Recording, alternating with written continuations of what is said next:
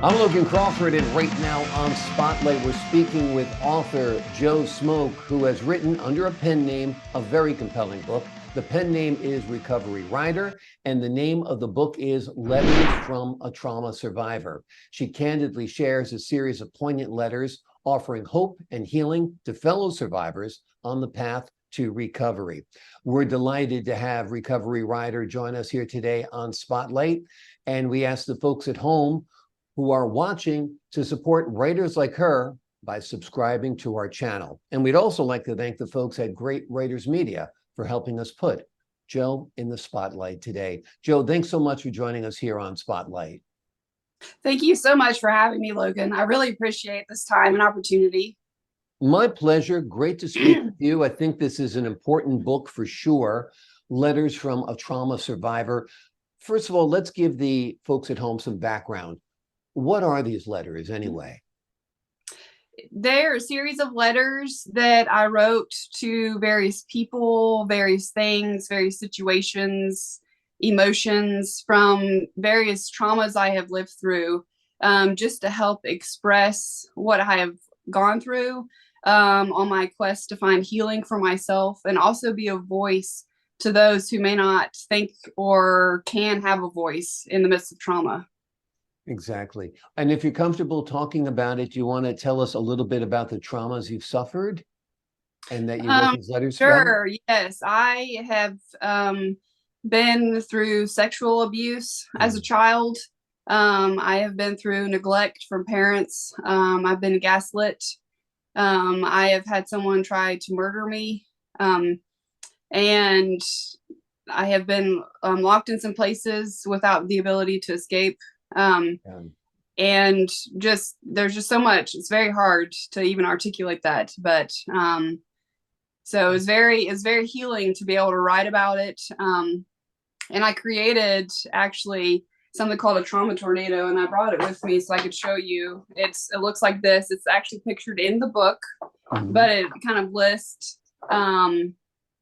in an artistic form about the trauma that I've lived through. And I've actually lived through a tornado also.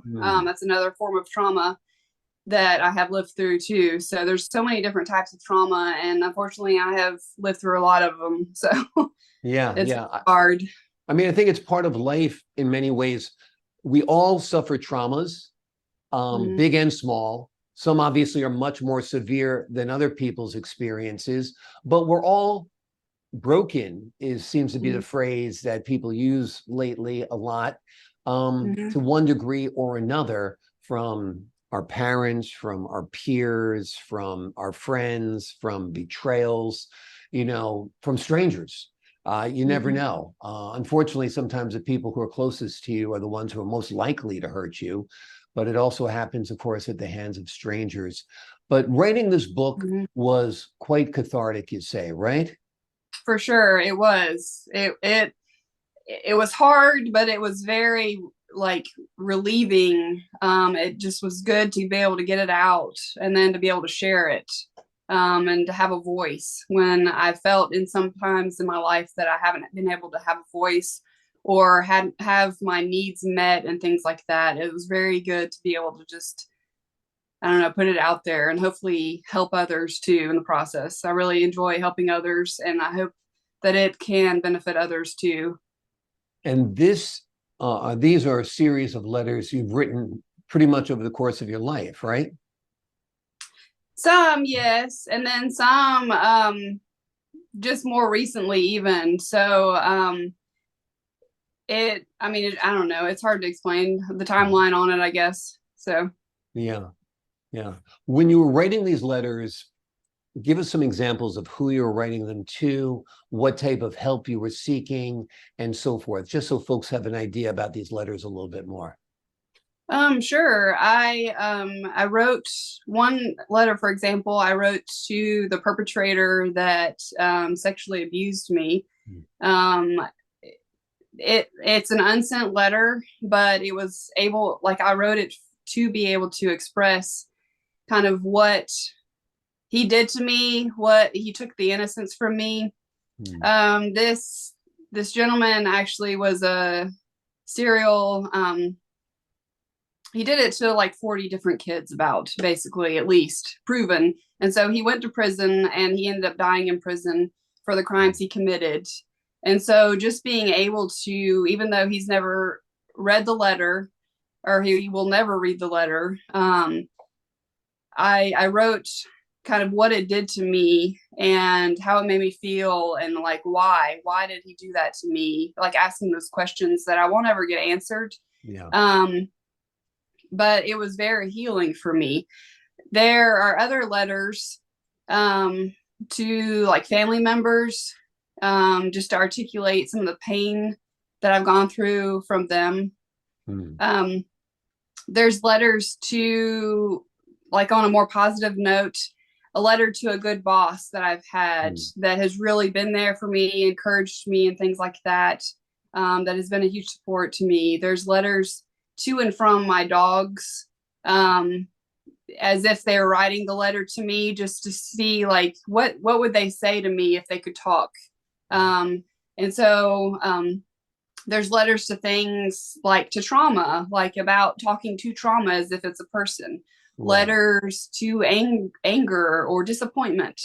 A letter, like letters to loneliness, letters to happiness, letters to a family I never had. Like, and what would I want in a family if I could have a family that was more healthy? So just a variety of letters. And it ends with, sorry, spoiler alert, it ends with the letters to and from God. So faith has been a huge part of my life and recovery. And so I kind of question God in some of the aspects. And then I'm not God, so I kind of summarize scripture at the end as if God is writing me a letter through different scripture summaries. So just a variety of letters to and from different people and things in my life. Yeah. Was this an exercise perhaps suggested to you by a psychotherapist or a psychologist or something? Because it sounds like it would be good therapy.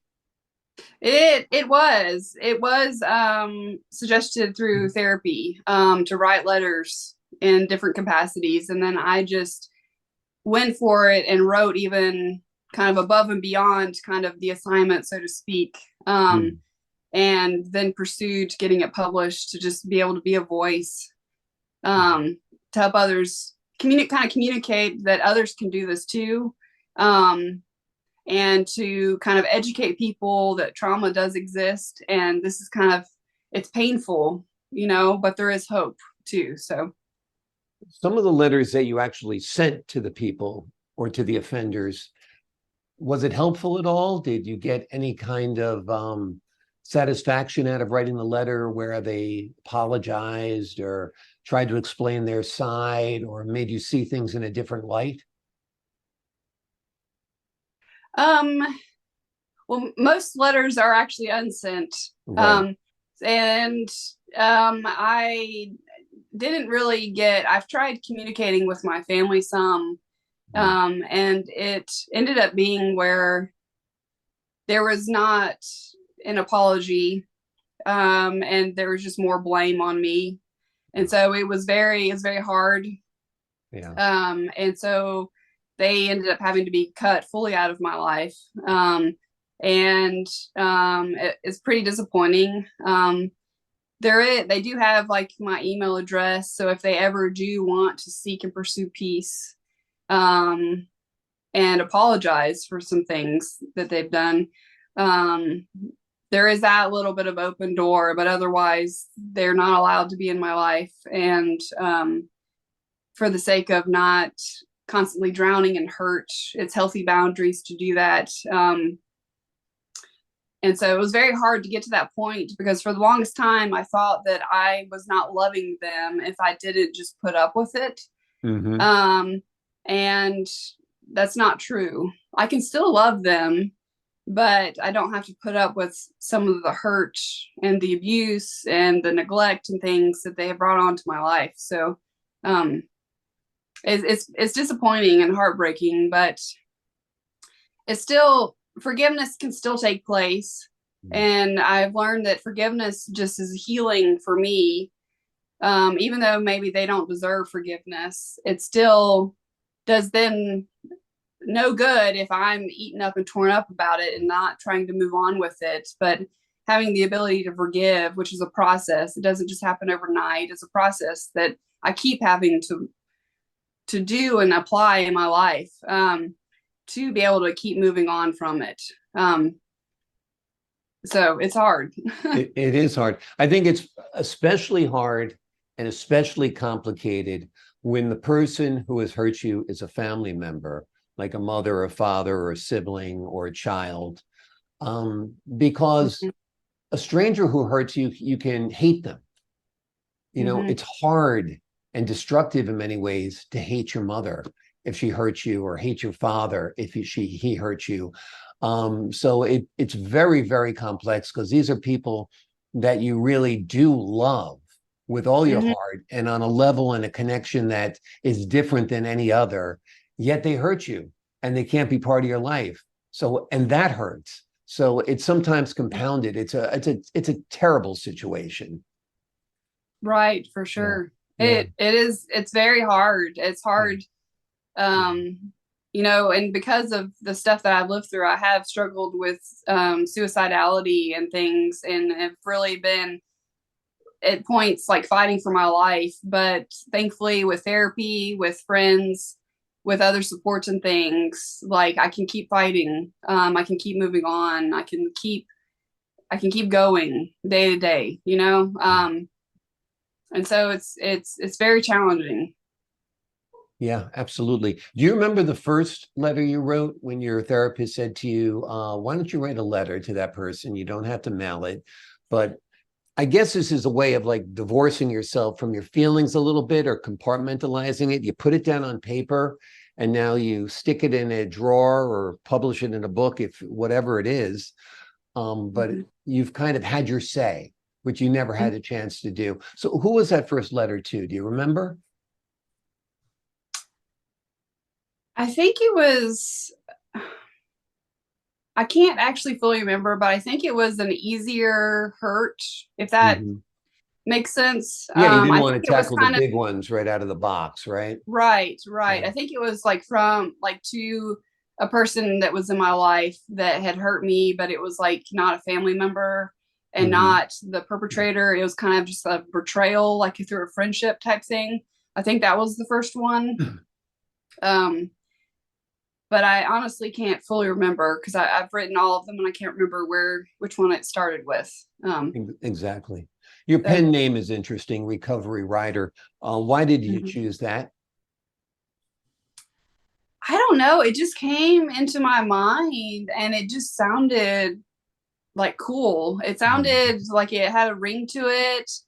I wanted to put something recovery related where it kind of inspires that it is possible. Like Ryder, and I spelled it Ryder, just like because it kind of implies that you keep going. I know it's not like spelled like you ride a bicycle, but it kind of implies that, means that. So it's like Recovery Ryder, you kind of keep going in life and moving forward, and it just had a cool ring to it. Yeah, absolutely.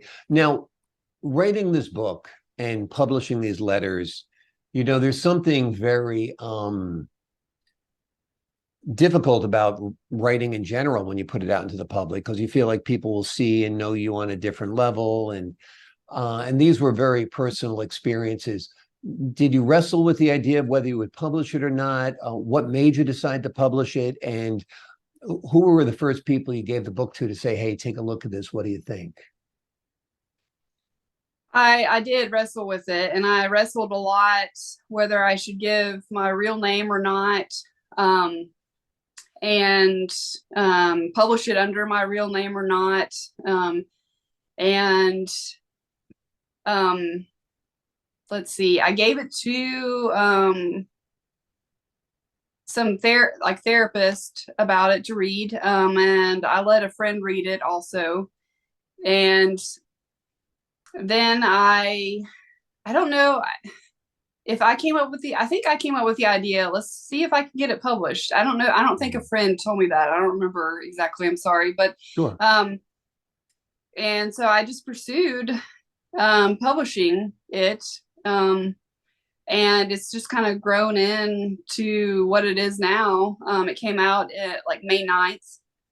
Mm-hmm. And so it's still kind of new. Yeah. And so this is the first book I've ever published.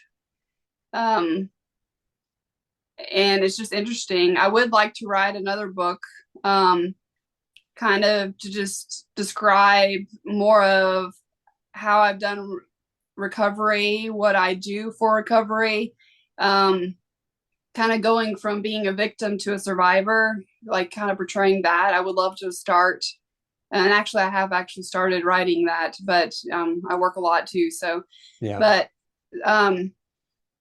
so it just kind of came to be.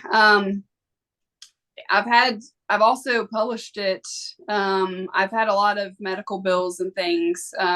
Since I don't really have a lot of family support or things like that, I'm on my own and I'm my sole provider. And so financially, I was hoping it would help pay for some of my medical bills, and as well as helping I have a dog that's going to be trained to be a service dog for me.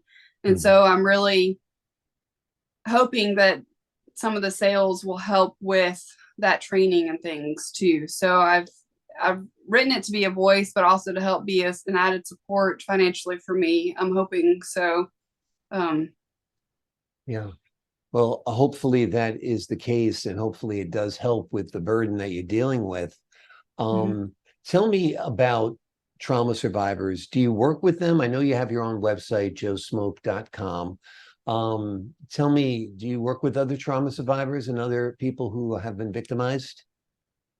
Not currently. I have in my past. I used to be a certified peer support specialist in South Carolina. And I used to help coach people in recovery from various traumas, from various mental health disorders and things. Right now, I am a retail manager.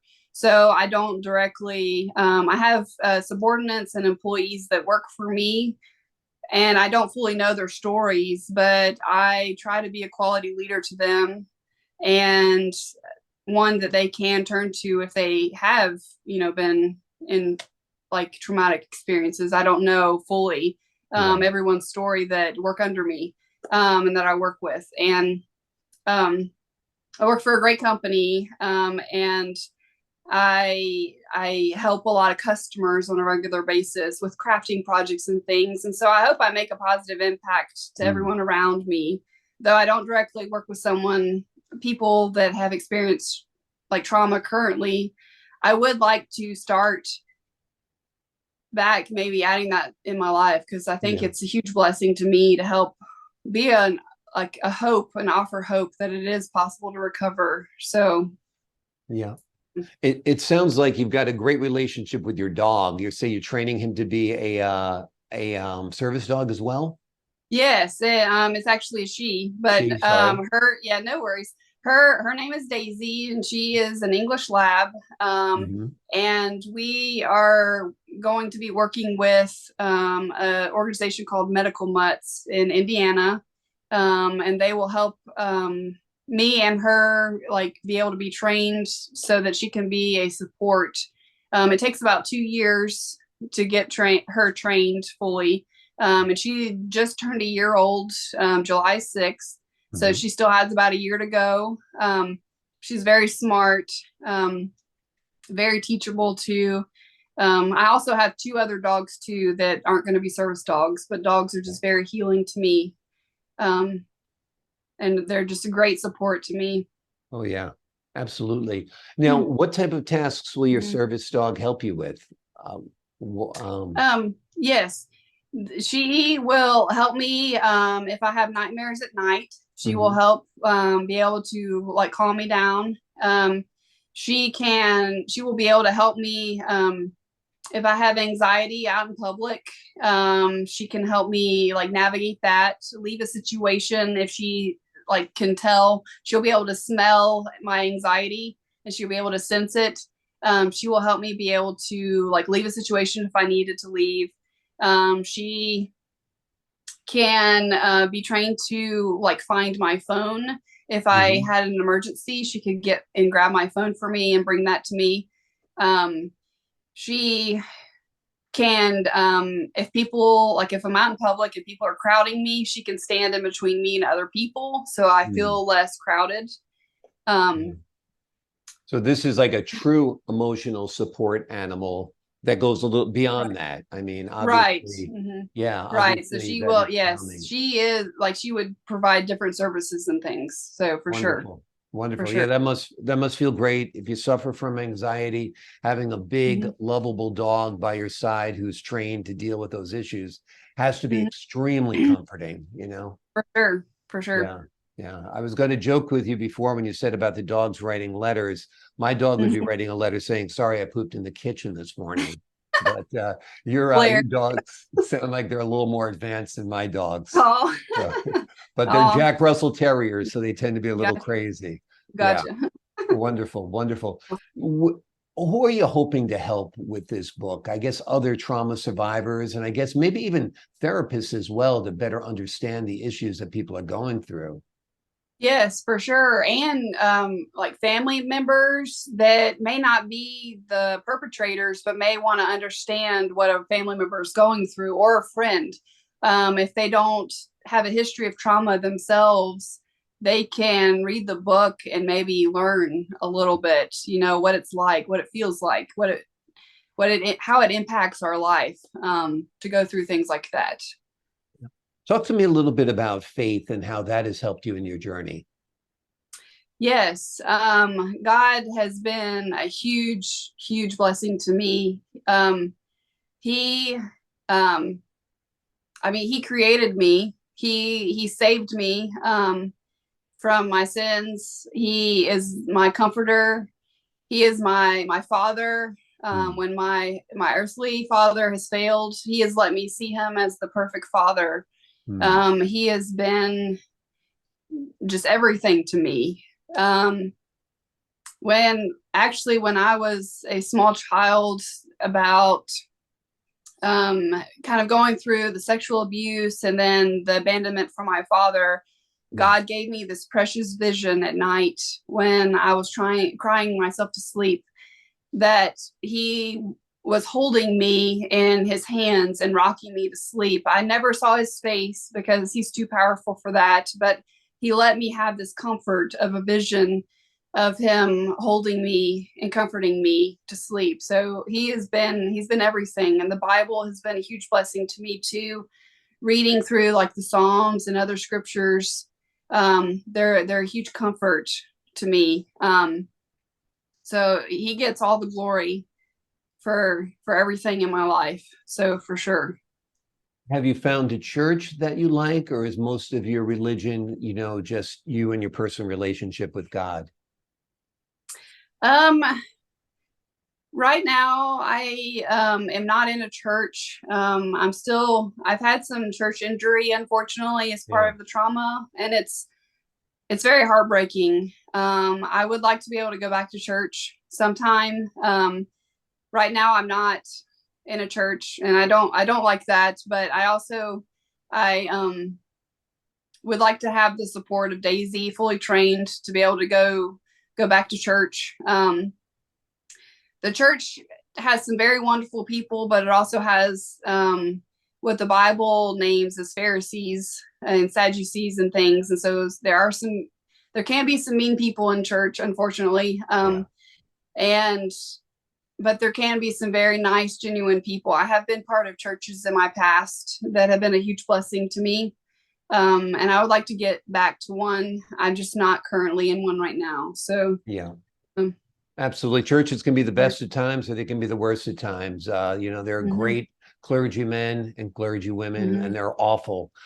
So it goes both ways. But if you're lucky enough to connect with a good church, it's very, very helpful. Tell me a little bit about the display beside you. I see your book there, and I see a second book as well. Am I seeing? Yes. Okay. I also wrote an illustrated children's book called Boundaries by Millie. And it is under my real name, Joe Smoke. And it helps teaches kids, it's probably for kids about the age of 3 to 8 is kind of what it's targeted to. It teaches kids boundaries. That's something that I did not learn as a kid about boundaries. And when you say boundaries, is this like what people should be, where you should draw your boundaries as far as like somebody touching you or approaching you or talking to you, that kind of thing? Right. Basically, yes. It is kind of on a very simple kind of level, and it kind of teaches it through how boundaries may be taught through donkeys and how they communicate their own boundaries. And like through some, like, for example, donkeys sometimes turn around and kick their feet when they don't like something or are telling you no, basically. And so it kind of teaches kids boundaries through the life of a donkey and how a donkey might communicate it, because animals, like kids can relate to animals pretty well. And then parents can then go further with this and kind of explain it in more detail. But it teaches that it's okay to say no, and no is basically a complete sentence. And no is healthy, basically. And it goes through different illustrations on that and how Millie the donkey communicates boundaries. So sounds like a great book for a parent to read to your child, because it could be an awkward conversation to have, but this is a great way through an ambassador, Millie the donkey, to explain to a child that there are certain things that are okay, certain things that are not okay, and that you have the power to say no. Right. Yeah. Right. Absolutely. Well, the name of the book is Letters from a Trauma Survivor. That's the book we've been talking predominantly about today. It is written by Joe Smoke under the pen name Recovery Ryder. It is a collection of letters that she has written to people who have hurt her over the years, who have inflicted trauma upon her. But she is a survivor, she is a fighter, and she's doing great. And this book could be your guide to helping yourself out of a rough situation. And let's face it, we all find ourselves in tough situations of one type or another over the course of our lives. And the second children's book, again, is called Boundaries by Millie. Boundaries by Millie. Look for them both. And that's under Joe Smoke. Yes, that one is under Joe Smoke. And people can learn more about both books, I presume, at joesmoke.com? Yes, that's correct. Okay, wonderful. Wonderful. And those links will be underneath this interview. Joe, thank you so much for joining us here today on Spotlight. Thank you so much for having me, Logan. I really appreciate this opportunity. It's been great. I appreciate your time as well and your candor. And to the folks at home, I'm Logan Crawford, thanking you for your time this time. Until next time on Spotlight.